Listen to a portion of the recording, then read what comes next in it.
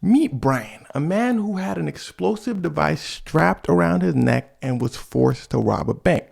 Now, if you thought what I said was weird, wait till I introduce you to the people responsible for this crime.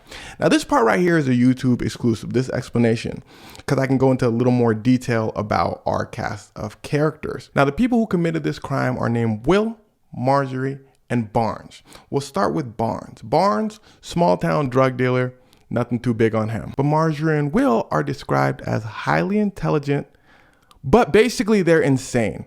Marjorie, a little history on her, is the men around her life would mysteriously disappear.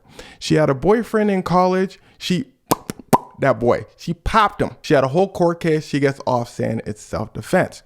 She then gets a fiance. Her fiance ends up in the hospital one day. Marjorie brings him to the hospital. They said, girl, what happened? She said, oh, you know what? He hit his head. The fiance passes away. She said, dang, that's crazy. She then gets another boyfriend. He passes by an overdose. Now, all this might be a coincidence, sure, but I just want you to understand who you're dealing with before we dive into the story. Will, described as highly intelligent as well, but he needed the world to see it. He would always do little things to prove he's the smartest person in the room. Take note of all of that. We about to jump into the vertical style video, but this is going to give you a little bit of insight into why crazy things are about to happen. All right, lock in. And just remember, their names are Will, Marjorie, and Barnes. One day, Marjorie said, hey, y'all, I'm broke. They said, all right, girl, what you finna do to get some money? She said, my dad's rich. If I him, I'm finna get some money. Barnes said, okay, girl, I'll do it for you. Just give me 250. She said, 250 what? Barnes said, 250,000. Marjorie said, that makes sense. And this is where Marjorie had a problem. She needed to figure out a way to get $250,000.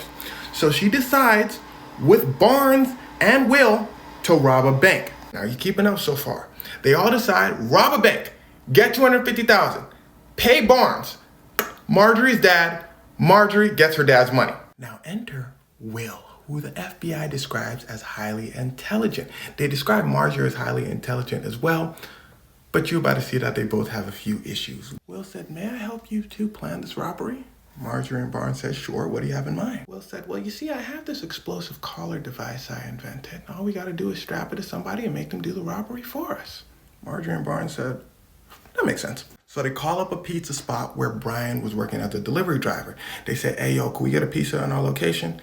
Brian said, large or medium? They said, just come to the location, don't matter. Brian said, y'all want some drinks with that? They said, no, thank you, Brian. Just come to the location. Brian said, bet, I'm on my way. Brian drives to the location. Barnes and Will grab him and pull out they said, you better do what we say or you finna have a problem. We need you to rob some banks. They then attached the collar to Brian, the pizza delivery guy's neck. Now here's where things start to get terrifying.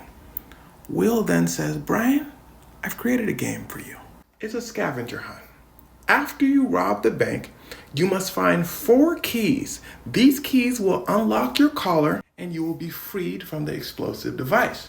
Now, if you cannot find these keys, then this timer will go off and kaboom. Brian says, all right. See, another strange part of this story is Brian's calmness throughout the situation. He said, all right, I'm on my way. I'll go do it right now. Brian goes to the bank. He waits in line patiently for his turn. Goes to the teller and says, yo, they about to, blow this thing. Can you give me 250,000? I got 15 minutes. The teller says, Brian says, also, I have this that's shaped like a cane that the guy who invented the collar also invented. So can you just... The teller said, I'm sorry, sir. Is that a lollipop in your mouth? Brian was sucking on a lollipop. He said, oh, yeah, I just saw some in the front. Just help myself. Excuse me. But really, though, I only got 15, though. The bank teller says, it takes way more than 15 minutes to get into the vault to get that much money. That's bank robbery 101. You stupid? Regardless, you seem like a chill guy. Let me just give you the money in the cash register. It's about $8,000. Brian said, you did the best you could. Yeah, I'll just take the $8,000. Appreciate you. Takes the money. He starts swinging the money in the cane without a care in the world. On camera. Walks out the bank. They call the police. They say, yo, we just got robbed. Police say, by who? They say, oh, really? Chill guy. Police say, okay, we on our way. They pull up. They see Brian chilling by his car looking at the scavenger map. He said, where are we going? They said, excuse me, sir, put your hands behind your back. He sits cross-legged. He said, nah, y'all don't understand. I don't got that much time. I got about 15 minutes. This thing about to go off. Police rush behind their cars. They said, oh, no, he tripping. Say that again. Brian said, look, I got to complete this scavenger hunt, Brody. Now, police, from his calm demeanor, thought, okay, he might be lying. They didn't take him seriously. So they evacuate the area just in case, and they call the boom squad. But since there was so much traffic from the evacuations, the boom squad arrived too late. Brian's collar actually goes off and him. Police were shocked. So they immediately check Brian's car and see the scavenger hunt. They follow the scavenger hunt. And they find that there was no way that Brian would have completed the scavenger hunt and got the keys in time. So he was always set to get. And here's where things start to get wicked. Will calls the police and says, police, if I were you, I would look into this lady named Marjorie. She just, her boyfriend. I then helped her hide him in a freezer, and now I'm about to myself. Now, this was unrelated to the bank robbery. Her boyfriend was a completely other guy. This is another situation. But this got police started on the trail. Police rush over. Lo and behold, they find Marjorie's boyfriend in a freezer. And this leads to an insane series of events where the three of them start snitching on each other. Marjorie says, oh, you snitched on me? Hey, by the way, he has something to do with the pizza guy getting... Barnes then gets dragged into it and he starts snitching on them some more.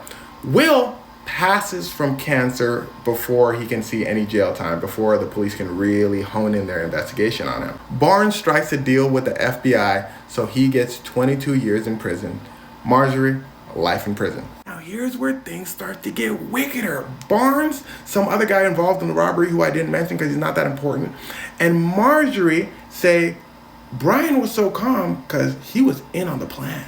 Now, the FBI also believes that Brian was involved in the crime at first. Then he found out that the explosive device was real, but at that point it was too late. He was forced to do it anyway. Brian's family and another person involved in the case said that's absolutely not true. Brian was just a regular pizza delivery guy that got roped into this whole mess. That part of the crime still basically remains unsolved. But I want to make a special note for Will, the guy who invented the explosive collar in the first place.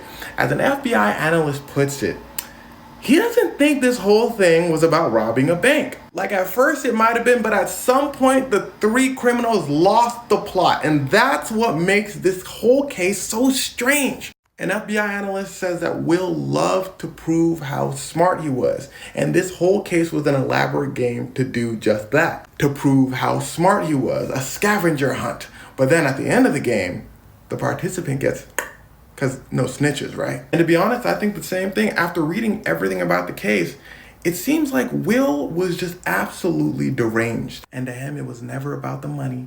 It was about masterminding an insane event that would prove his intelligence to the world.